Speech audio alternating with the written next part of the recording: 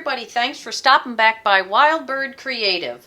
I've got a stack of my homemade stencils, and some of them are just on stiff paper. This was an insert in a frame. This one is just copy paper, and then I gave it a few coats of Modge Podge just to seal it so I can reuse it.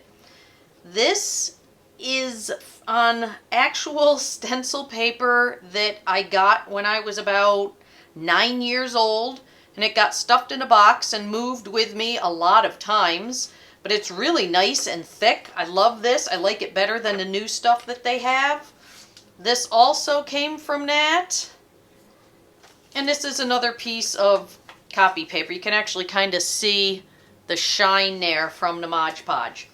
So I've got an 8x10 piece of paper. I've got a piece of scrap paper that I wiped my brayer off on a few times. And I've got just a plain book page. This happens to be Russian, and that is where I'm going to start. Just going to grab just one of my sponges and just come in. And I might even add a little bit of orange to this just to get some variation.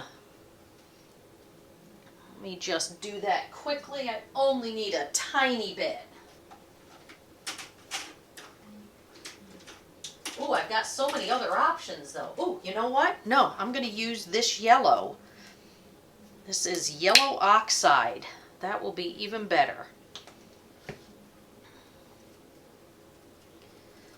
And I'm just going to come in and just gently add some texture to this. There we go. That's all I need. And I'm going to set this aside to dry. And this I don't even need to clean. I mean, it's really, really sturdy paper. So set that aside, set the circle aside, come back here and just get this glued down. Oh, there's even a stencil clean off on the back. Oh, now I've got a decision. Which side do I like better? I think I'm going to stick with my original choice. This is going to be just a relaxing piece that you can do. You can make your own stencils. The slowest part, other than cutting them out, is waiting for whatever sealant you use to dry. And that just, you know, that's a choice. If you happen to have actual stencil paper, you certainly can use the bits of Mylar. Let's see, how do I like that? I think that's pretty good. Make sure that it is staying stuck down. And then I'm going to come right in. I've got these little squares that I made, and I'm going to use a very light blue. Now I know that the background is blue, but I don't really want something too bold. I want something that's very, very subtle and just gives me tiny little bits of detail. Not everything has to be high contrast.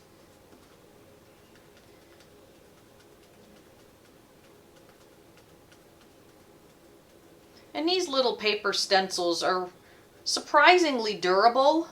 I mean, that's just copy paper, and when it finally falls apart, I can either tear it up and use it in a page or simply get rid of it and make a new one.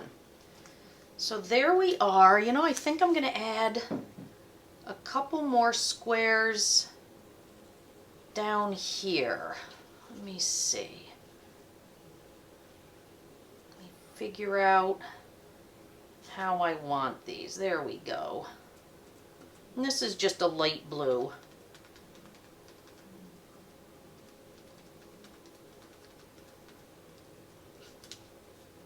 There we go. Just a little bit of detail there on the side. Set these out of the way. Let me see if this is dry yet. You know what? I'm going to go hit this with my little heat gun dryer, and I'll be right back. It'll be all cut out and ready to go.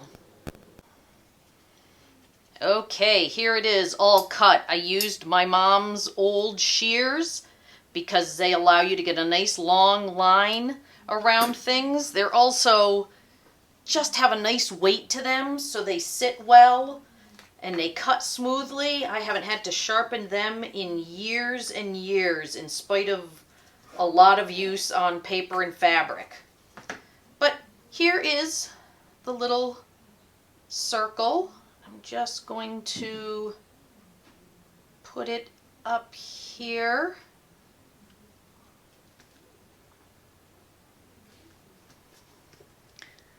Just a nice pop of color. The next thing I want to do is to bring in my crow and just kind of think about how I want this on there. I really want to be conscious of how it breaks the edge. I think that is pretty good.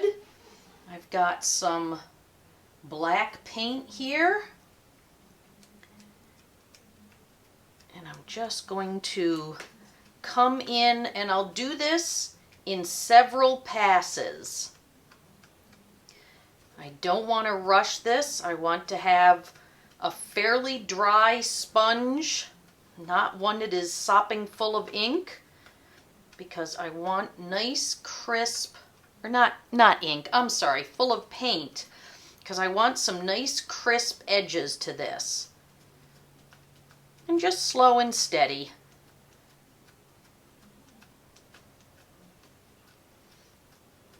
You can see on my second pass here, it's really starting to fill in.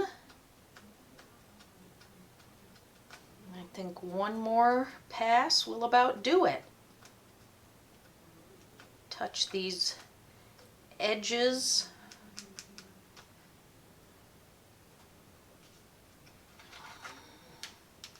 And there we go. Just a simple generic bird, kind of crow-like. So then I've got my little leaf stencils. And these are very, very minimal. There is not a lot to them. But I'm going to use this it's kind of a sap green, but it's less bold. And again, I'm just coming in carefully with this. This is just a delicate detail.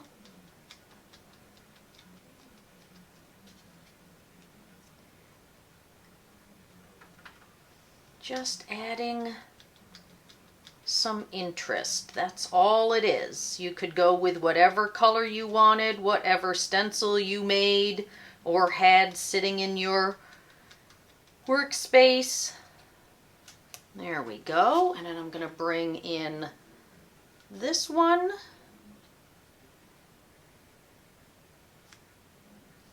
And put it right there. These leaves are similar, but not the same. I just freehand drew them. And so they've got irregularities, and then once you cut them, you get little variations.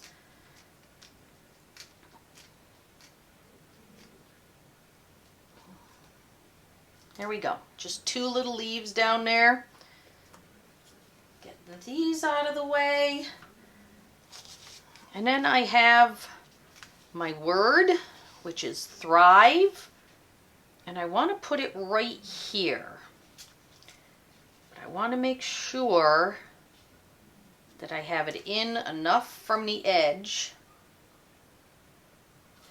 And I'm thinking that what I actually want to do is take a little bit of the green and a little bit of the blue and make a new color.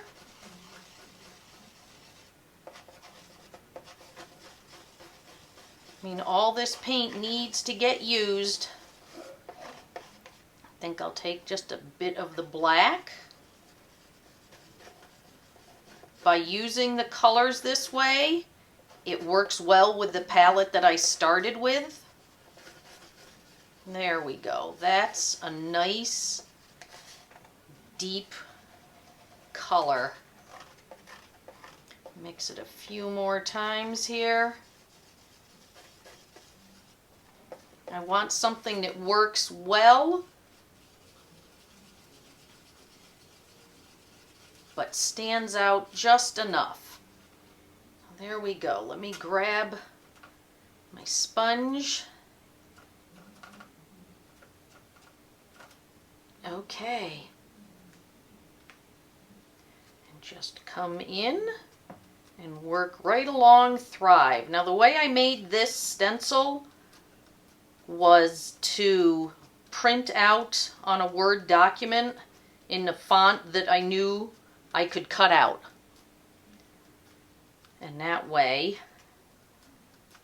on copy paper, you can adjust, anything you want. And there we have Thrive in a tone that works well with this.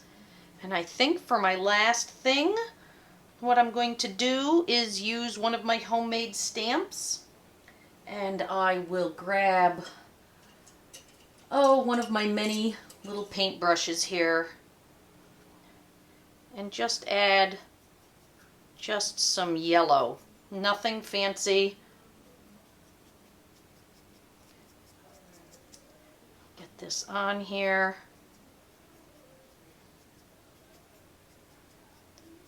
And this is just a little stamp that I made using some foam bits.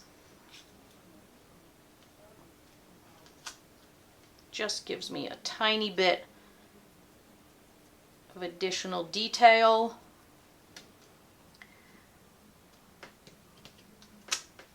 Nothing over the top, but there we go. We're done. I mean, a few homemade stencils, some paint, a stamp, and a scrap of paper, and you've got a piece. It doesn't take an awful lot, and yet you can create something. Now the fun part is I've got what's left on my palette to deal with, and I think what I'm going to do is grab a book and just start putting it on some pages. This is just an old French to English dictionary, and I'll just take that page out and that page out. This is how I end up with things for future projects. Just adding it. Then when you need it, you've got something in colors that you already know you like. Each one will be a little bit different because as you swipe the palette knife across, different amounts of color come off and blend. You know what, I'm even going to add a little bit of black because everything ends up working in mixed media.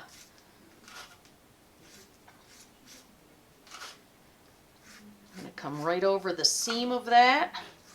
I can even use this whole piece of paper, but there we go. I've got product for next time that I can grab. Set these aside to dry. Nice little bits. This is cleaned up, not that it matters, it's a foam plate. And I've got a great piece. I hope that you will try making stencils on your own. Start with simple things like the squares.